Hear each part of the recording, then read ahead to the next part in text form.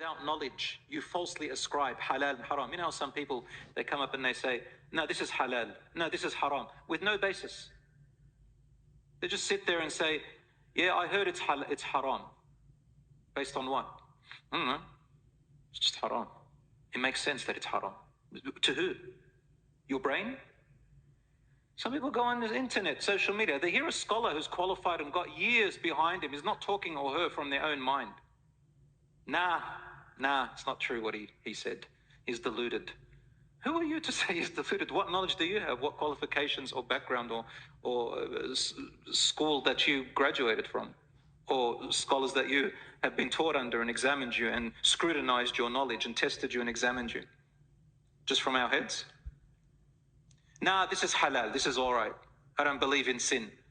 No, you don't, but you can't come and say Islam says this or that without knowledge or basis of evidence. And our sources are what? Who can tell me what our sources of knowing what's halal and haram? Quran and Sunnah. What is the Sunnah? The Sunnah is the actions, sayings, and approvals of the Prophet Muhammad ﷺ that have reached us through strict line of narrations. Now, this topic about how the Sunnah has reached us, I know that there are people out there who only accept the Quran and they have disbelieved in the entire hadiths and Sunnah of the Prophet ﷺ. One day, inshallah, I will dedicate one lecture about this to explain and, inshallah, address every single ambiguity in that. But Muhammad ﷺ is the messenger of Allah, explains the Quran, it's called the Sunnah. Now that we know that Islam came back and cleared up all the confusions of halal and haram, established firm principles from which halal and haram can be known, based on justice and fairness and what is good for us and what is harmful to us, not too far right and nor too far left, but in the middle, balance between the two extremes of all religions, traditions, and opinions, we are now ready to say the following. Let us begin, inshallah, with principle number 1.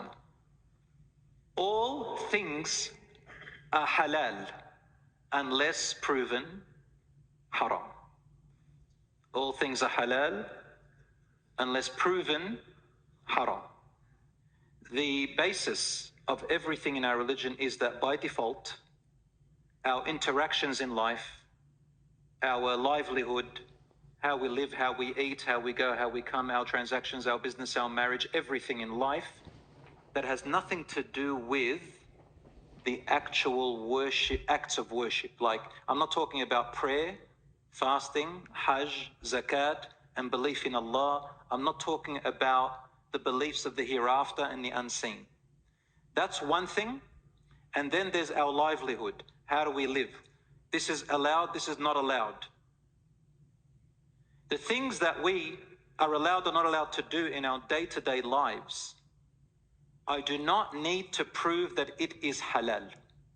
It is already halal. Everything is already allowed by default, except what Allah told us in the Quran is haram, specifically, and what His Messenger, peace be upon him, has told us it is haram specifically.